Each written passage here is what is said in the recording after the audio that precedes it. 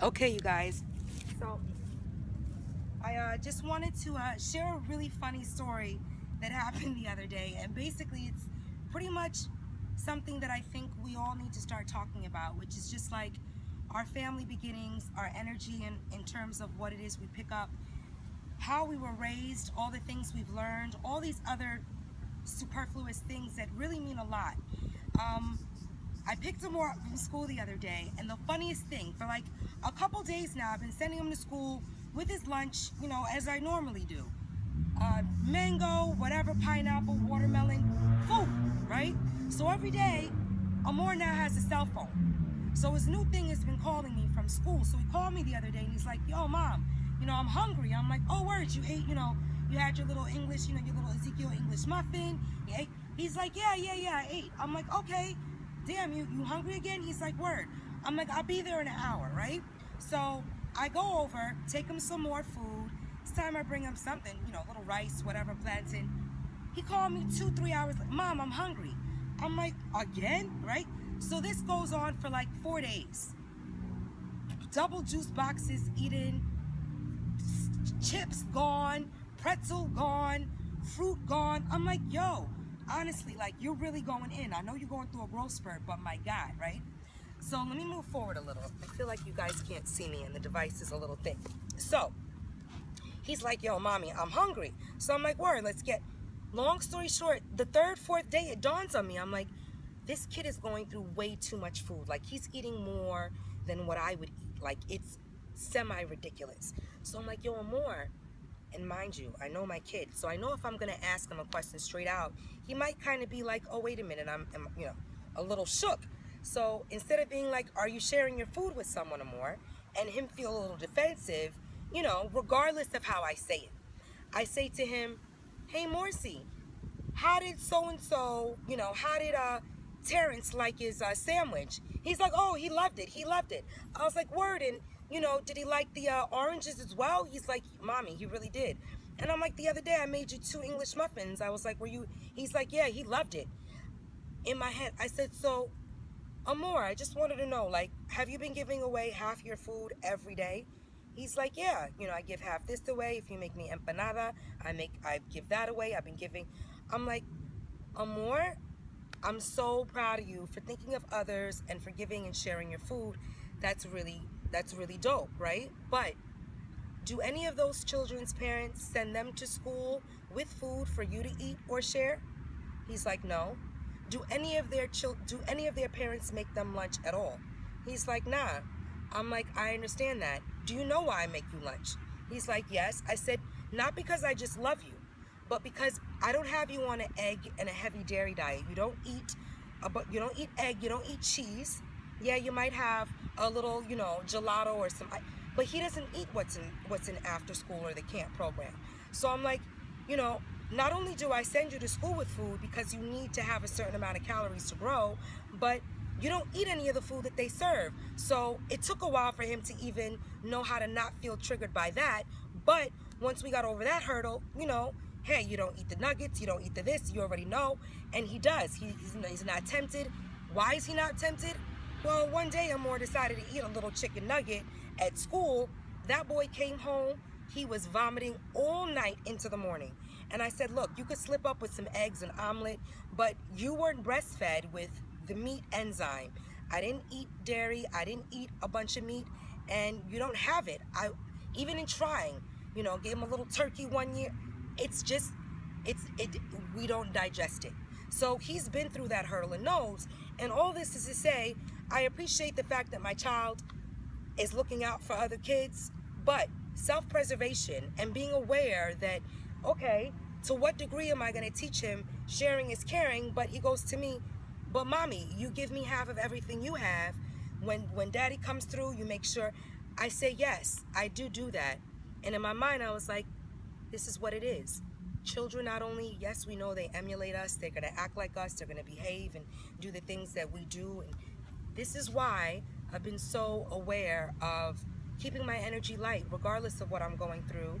You don't want to necessarily be so at a space where you can't remember that not only are you someone else's, personal, like, idol, like a cheerleader, a archetype, something that they're aspiring to become. But even if they're not, even if your children don't even mess with you like that, they're still watching you. They're still picking up on cues. And this is why I think honesty is so important. And a lot of people are not honest anymore. I'd rather be honest so that I can sleep at night with myself, or even if I'm, based on what my honesty does, at least I'm not lying to myself. And lying is the same thing as being deceptive. We can tell little white lies. No, we're not on the phone when you're taking a phone call. That's a little different for the world and people that you're at work with and all these things. But you have to know the difference between telling a lie like that and creating a whole set of energy that's not necessary based on you being afraid, or based on, and I ask people, well, why would you do that? Well, I didn't know it. All of that, you don't do my homework. Let me do my own homework. You just stay true. And even if staying true is being a bullshit artist, is selling people scam and lie, eventually it's gonna come out. We've seen it in our own quote-unquote community. The people in this community love propping people up that don't do anything, that don't seem as they though have an acumen. But if it's to deter or to distract or to cause confusion, I don't think that people of color know how to do that greater than us. You understand? And I say that to say it's unfortunate. But just the other day I was talking to someone and I was like, no, I'm a black woman, but I'm not black like that. Meaning, like, not everything is about, all the negations of what the race or what this color comes with. Don't become that. Don't allow people to put you in that little pigeonhole and in that little box. And even when they do, it's for you to not react that way. Someone wants a thing and check through my whatever, I always laugh and say, you can do whatever, because I know how I move. I know what's in, I know what's around. So whatever I might look like, the fact and the proof is going to be opposite. So that's something that I really witnessed in our so-called community. And it's not to say that it annoyed me, but to watch elders be so driven by things that had no acumen or background, it made me go, ¿por qué? But why? And I said, well, why not? People love stuff that's not based in truth. Why? Because there needs no accountability for something that's bullshit. There is no accountability for it. They can flip whatever they want, tell whatever story, and as long as, they can sell or you can talk about it, then their work is being done for them. It's like free advertisement. So let's really, watch about who it is we're talking about, what it is we give energy to, what it is we're constantly annoyed with. And if you're annoyed with it, then do the adult thing and separate your energy from it. But going back to the story with Amor, this is very indicative for how we are in our families. Like, I am somewhat an enabler. I'm not anymore, but it's like being an alcoholic. Until you claim that that's what it is that you somewhat do, and that's not a bad thing, based on the energy of the given circumstances of our lives. At 22, I wasn't as aware with, certain things that I can say might be the excuse. But when you have family, when you have people that know you, when you have people that think that they know you, even if it's your mom or aunt or someone, you have one person to be like, look, I know this, that, and the third, but you're playing yourself and da-da-da-da-da. And it's a check and balance. For me, I didn't necessarily have that after my mom passed at 19, and I used that age because it's almost easier to not know than to know something so well and then to be uprooted from it.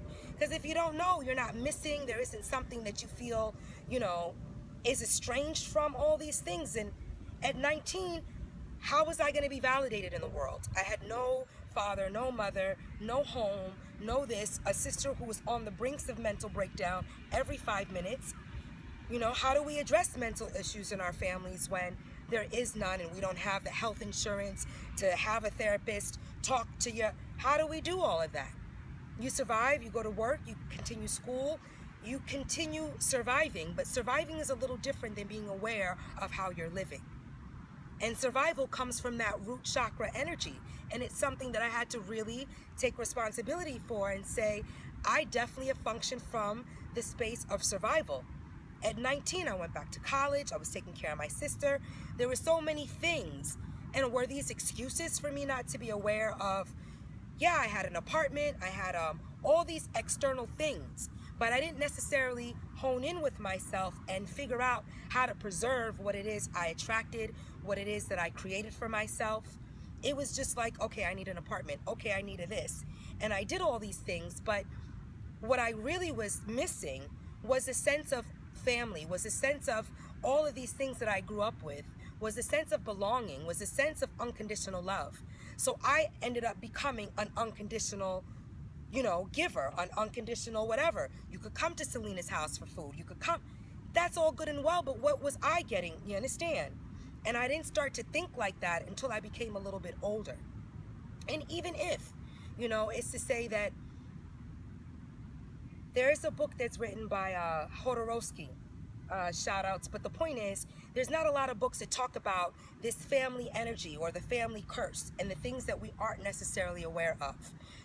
And knowing my dad when I was little, all these things, but not being raised by him, there might have been an energy in me. Oh yes, an energy in me when I saw a man with children, 2 children, the same as my mother, that was having issues and problems.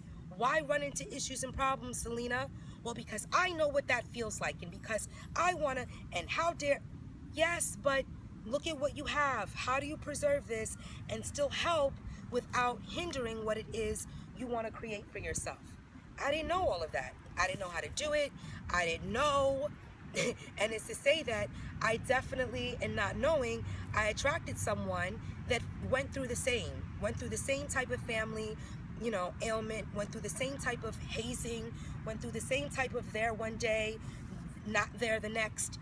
And it's not something that I was aware of, but thank God in time we're able to say, wow, based on feeling broken, based on feeling as though no one would believe that I was, this outstanding woman, because no one was there to justify or to validate that, what that created for myself. Not anything bad, but it definitely put me in a space where I was around energy that was always explosive, that was always chaotic, and it created a reality in my life. And I say all that to say we have to be very careful about not only the choices that we make, but about how we see ourselves changing in whatever it is that we're around. When you're around certain people that eat certain ways, how disciplined can you stay? I'm very disciplined with certain things, but my emotional body wasn't something that I could be in control of as much or be aware of as much. And during those years, I became very angry, and I was very annoyed because, how could these, intelligent, how could this bright man not be, was that my equation to figure out? No, but did I do certain things to help, to align, to create whatever environment, to feed, to take? Yes, because in losing my mom, I ended up becoming the mother. And that's to say that's not a bad thing. It's not something to applaud myself with. I'm talking about what we go through as people and becoming aware of why we do certain things or how we get ourselves into certain space and situations. So now I'm dealing, all of these things. But regardless to who or what, it's like the story of Amor in school. Am I going to be real enough to say, hey, it's wonderful to do X, Y, and Z, but, mommy has the panache to not only feed people. So I'm not surprised that you're doing this, Amor. But what I want you to start to become aware of is the return energy. So if you're feeding half of your food to everybody, this is why you're also hungry all the time. Finances go into this. So I started talking to him about money, and it went into money and how much money it goes into, buying healthy food, buying food that makes us feel good. And why so many people at his school are now into his lunches. And at one point it was embarrassing to take tostones and empanada, and now everybody's in. So don't always feel like, everybody's gonna catch on. Sometimes it takes years for people to be like, wow, I heard this one talking about this, but I didn't really want to hear it from him. So we created this entire mole, this entire other entity that not only has nothing to do with what it is we want to know, but at least I don't have to feel like I'm taking something from him, or at least I don't have to feel. All of that is exhausting.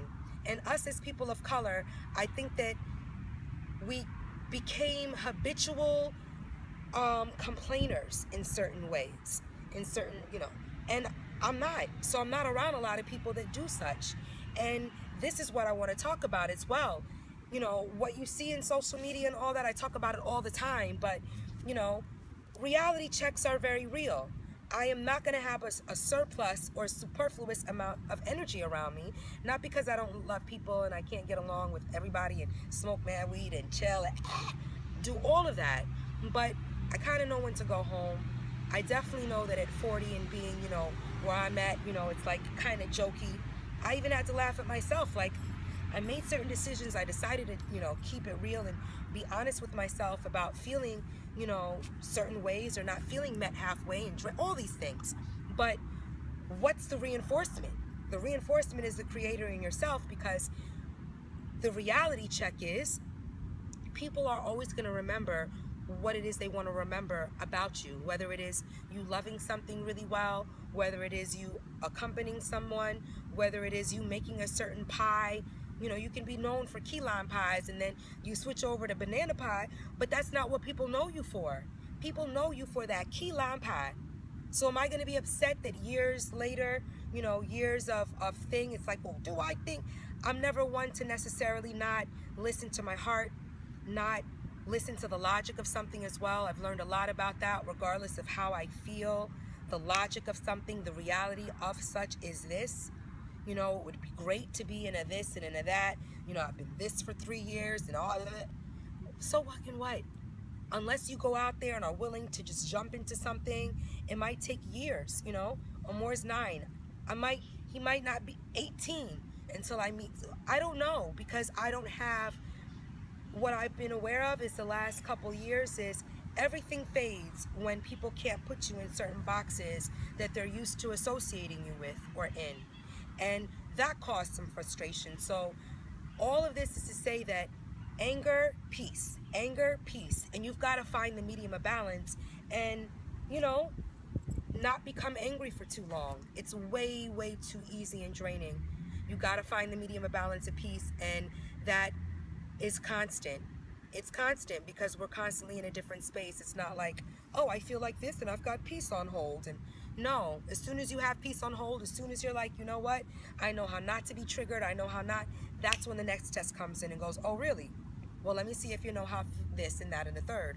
So, this is life. This is the reality of life. And to talk about what it is you do from a place of not being angry. Like, I'm not angry that I, have fed or I think that I'm not. I'm just aware that not only is this going to matriculate and be indicative in the way my son behaves, but again, if he's also aware of that, he's aware of tone, he's aware of consistency, he's aware of the inner workings of something. So I don't have to say, hey, don't do this, that, and the third. This person's always late, or, oh, well, I called you because I know I can.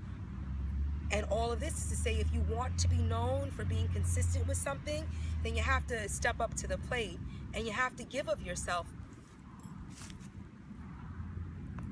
You have to give of yourself in ways that you might not necessarily be used to. And that could be like saying, no more of this, or I'm aware that I do this, that, and the third, and what's not only coming out of it for me, but is there a greater good? Is this person becoming paralyzed? Can they function? All these things. And unless you're willing to reveal the journey after 10 plus or whatever plus, people are always, we're not going to learn. Our elders kept certain things from us to look really pristine and perfect, but they had hysterectomies. They weren't having sex for years with their partners. They weren't happy in their relationships, and they stayed.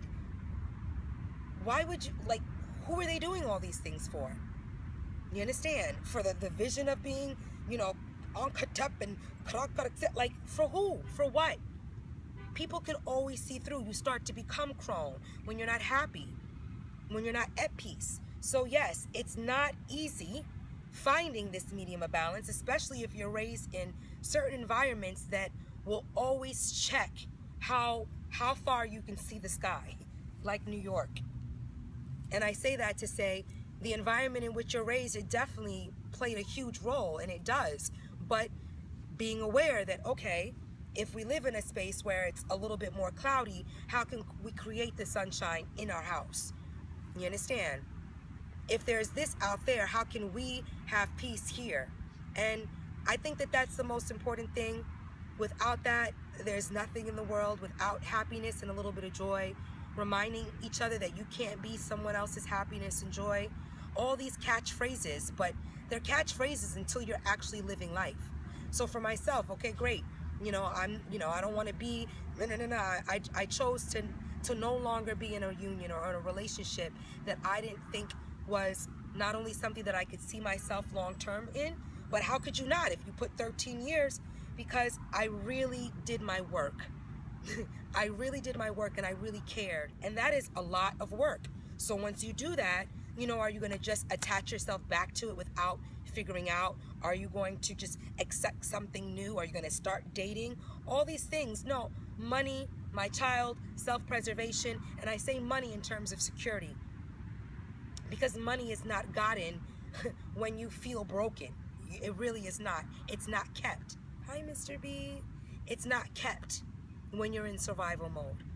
So, I say all these things to actually, hopefully, touch someone who's like, wow, I've kind of been doing this, but I haven't been feeling it.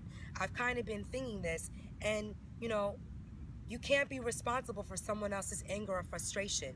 You can't make someone be better to you, especially if you annoyed or angered them, But this is life. You have to still say, okay, I'm going to walk away, because eventually, things balance themselves out. Hopefully someone realizes like, wow, I'm being really angry and all the time. What does that do to them? It's such a balancing act. And I'd rather be true and be honest than look at something that you're supposed to be connected to and be depleting it or being deceptive. It goes so far in not only our lives, but I think that we underestimate, cross that bridge and say, okay, I've had a child. Now you can't hide anymore. Your children are going to see the parts of yourself that you thought that you could hide. And thank God I never thought that I could hide anything. What I've learned as I've gotten older is that it is appropriate to sometimes keep certain things to yourself. That's something I learned after I thought that I could think. But once certain thoughts are shared, it can really be hurtful to someone. And I didn't know that, based on how long I was in my union for, that there wasn't anything that I could get through. And it's not to say that maybe I won't in the future, but when you affect someone and when you affect someone, you affect someone. Point blank, period. So you want to be careful about, the new energy that you bring into your life. What are you doing this for? Never try to replace someone or replace something. Just the other day, someone was like, I didn't ask you to wait for me. And it's like, no, you didn't. But I could choose to wait because that's what feels right to me and that's what feels right to the Creator. That's what feels right. It feels right. It makes sense. I'm not betraying myself. But when you extend that to someone, it can feel like a huge responsibility. I didn't ask you to wait for me at the bus stop. And you're like, well, I'm waiting. Not because you didn't, because I feel to. And you got to give permission for people to do what they feel to do without you feeling as though you've got to fix that or be a part. Sometimes people feel to do stuff, and I had to say to myself, no, I know you didn't ask me to wait for you, but I'm just the type of person that's not going to move forward and do something just because you're not going to meet me at the bus stop. I'm not somebody that's just going to forget how I got to the bus stop. You understand? Because that's who I am. Don't allow this world to force you to become something that you're not, just to prove to someone else I'm not stupid like that, or I'm not in a place of vulnerability. Vulnerability are great places of not only growth and self-discovery, but they're great places of self-awareness and saying, okay, I see, I know, how do I move forward? How do I understand? And I think that that's something people are afraid of as well, is being vulnerable. Saying, hey, I did X, Y, and Z, and what responsibility am I? People do, and be thankful for when they do, and when that's done, move on in life. And all of that to say that that's exactly, that's the medium of balance. That's the space where, that it feels a little iffy, it feels a little weird, it feels a little new, but, I'd rather just stay put, meaning create, paint, and that's the next thing. Find 3 to 5 things that you love doing and do them endlessly. You know, wake up, draw, go outside, do things that don't require other people's validation, other people's company, other people's approval, other people's energy, other people's companionship. So many times people are like, oh my God, I gotta come and do yoga. Like, that's great. I would love to do yoga with you, but if I don't do it with you, will you do it on your own?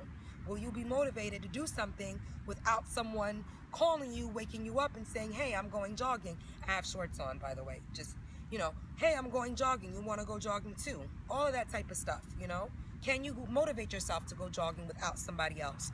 Can you do all these things that require company and not be angry about it? You know, I must have gone on more dinner dates in just outfits that I felt nice in because ain't nobody, you understand? Ain't nobody, oh girl, that's not happening unless I put myself out there. Putting myself out there, like, yeah, okay, but what are you gonna do? Hey, I'm free, come get it. Like, no, it doesn't work like that. If you're gonna meet quality, quality comes with time. It comes with patience. And yes, patience is a virtue. So I say that to say, don't occupy yourself with superfluous stuff just to say, well, you know, I'm not alone and I don't feel this, that, and the third. Loneliness leads to great, you know, root grounding foundation, great work, great understanding of all these higher sciences. You think that people were at parties and on social media and having sex with multiple partners in order to discover? No, they weren't. But in 2017, you can't even do anything without the validation of something else. And if you don't have that, then you're feeling, no, this is what it is. Someone said, wow, you have no pictures of any picture. If I had friends, sure you could thing on, but I'm not going to showcase something that is not active in my life. I'm not going to, you know, act like, when that's not my reality. Wherever I go, it's turned up. That's how I feel at this point. So I don't feel like I'm missing out on anything. And if I am, so shall be it, right? But I definitely know that dating at 40 is not a reality. I'm not 30 anymore, nor am I 25.